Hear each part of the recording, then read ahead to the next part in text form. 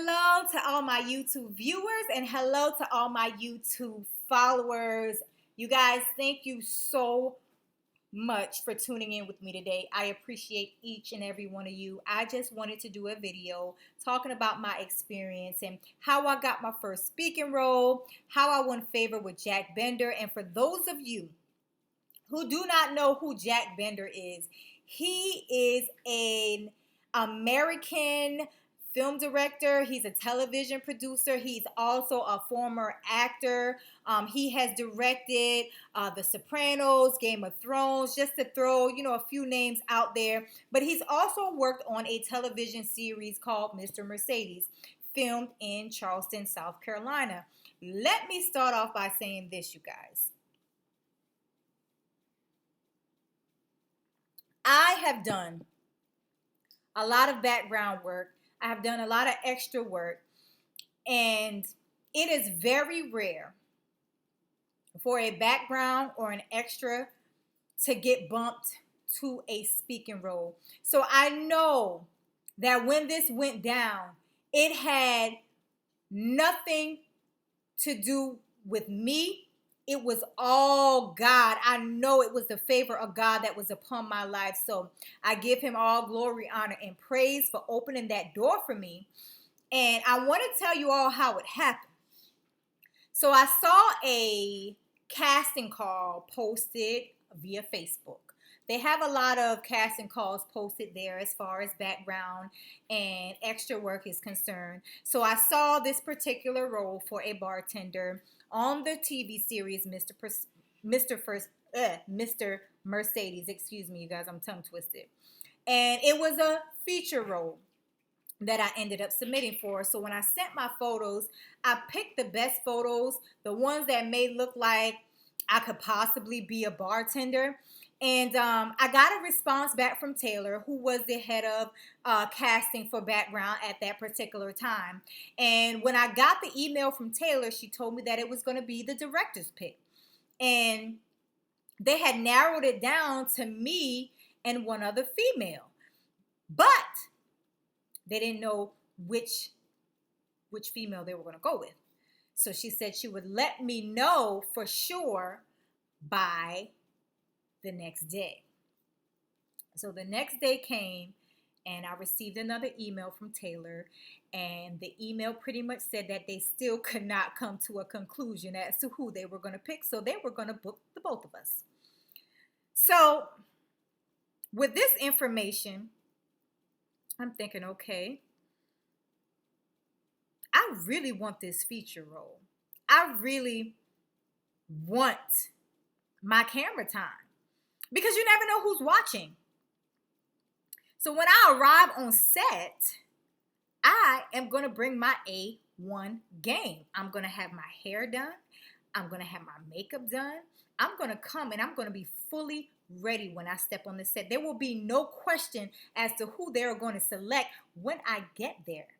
So when I got there, you guys, well, before I even left, I had a conversation with my sister because I was packing. And I said to her, I said, you know what would be really funny? I said, what would be funny is if this is the day I got my first speaking role on a major television series. Like, that would be so crazy. And she can attest to this. So anyway, I drive down to Charleston, South Carolina, and I arrive there to Holding, and I check in. And I let them know, hey, I am here for the feature role. Immediately, they send me to costume because they needed the bartender on set immediately. So when I got to costume, they looked at me. Everything was fine. They didn't want to change anything. They actually loved the way I looked, the way I was. So me, in my mind, I'm like, who is this other bartender?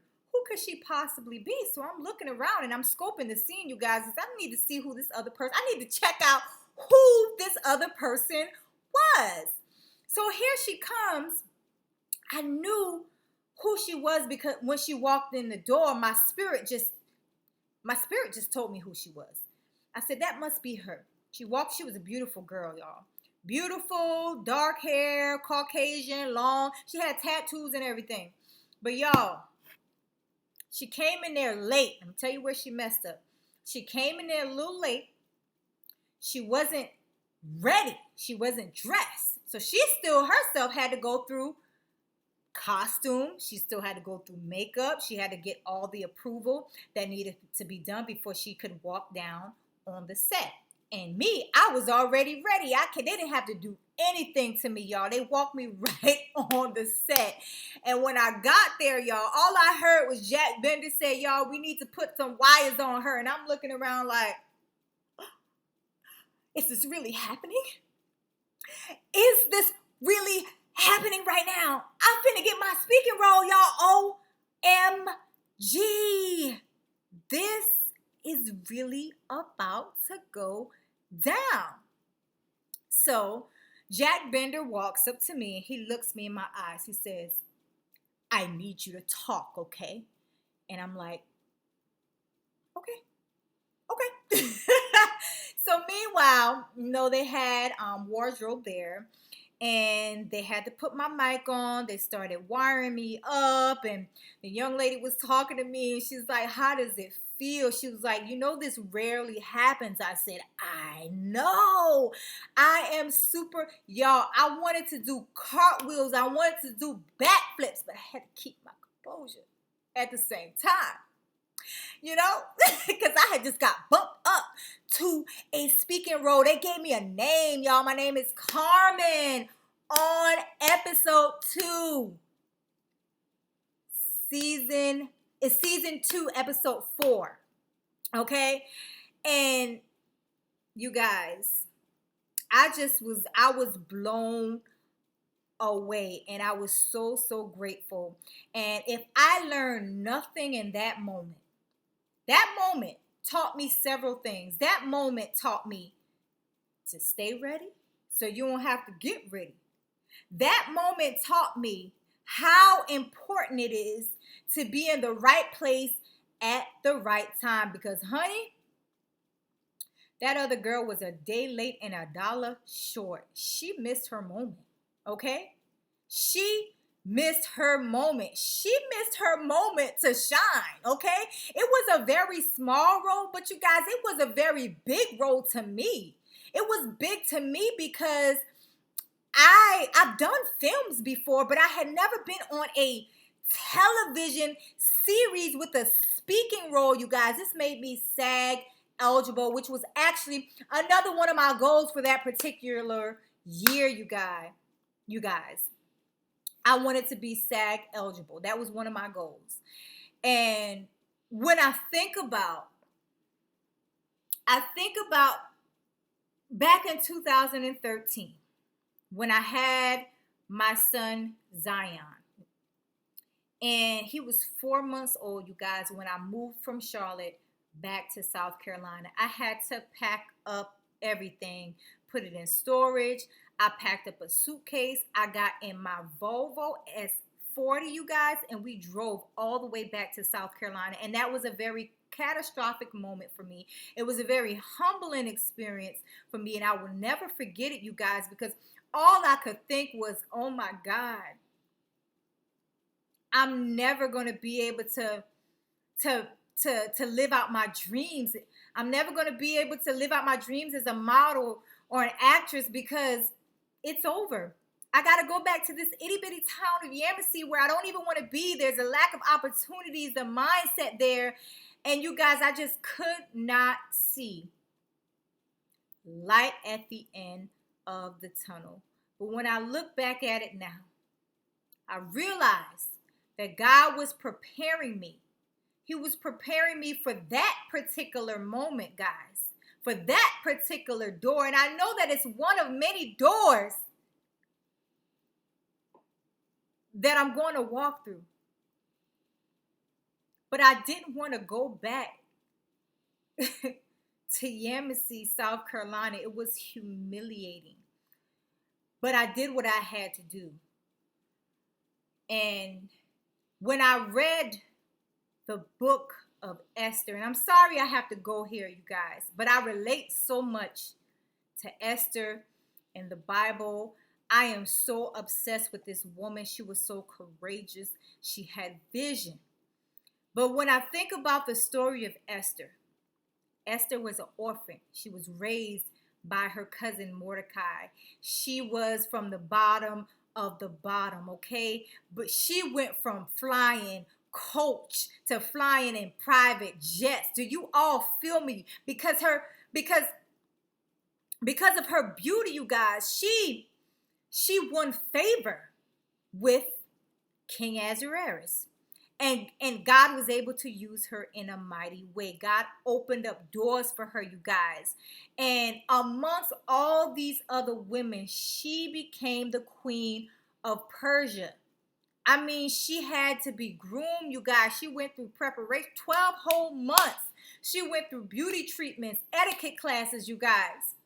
And when I moved back here to South Carolina, I began to get training that I didn't get when I was in Charlotte, North Carolina. Even though I was in that arena, the training that I got here in South Carolina was so much different.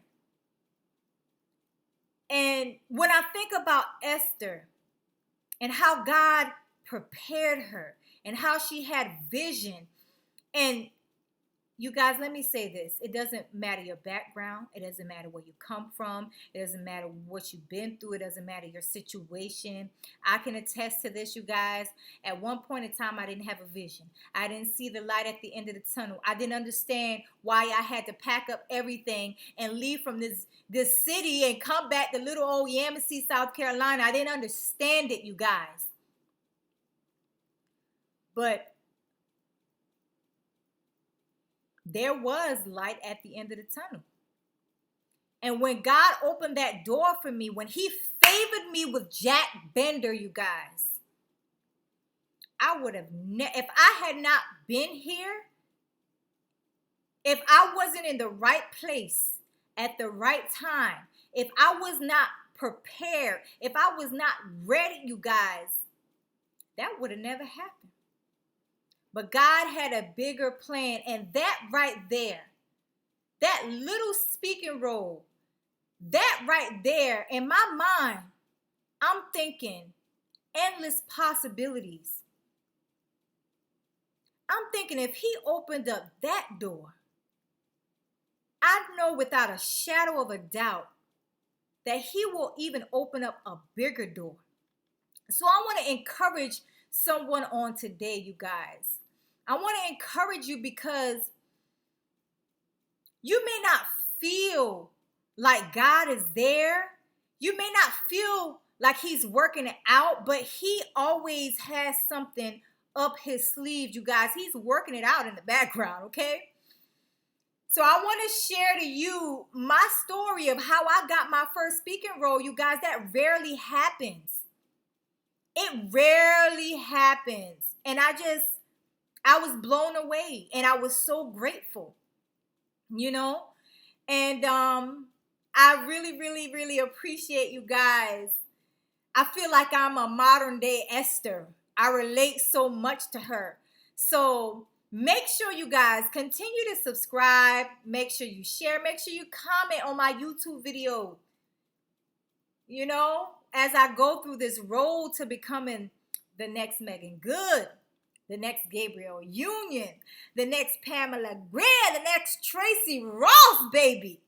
But I love all of you guys, and I hope you have an amazing day. I love you all. This is your girl, Takima Bowers, model, actress, entrepreneur, and you guys, thank you for joining me and following me on my journey for my such a time as this.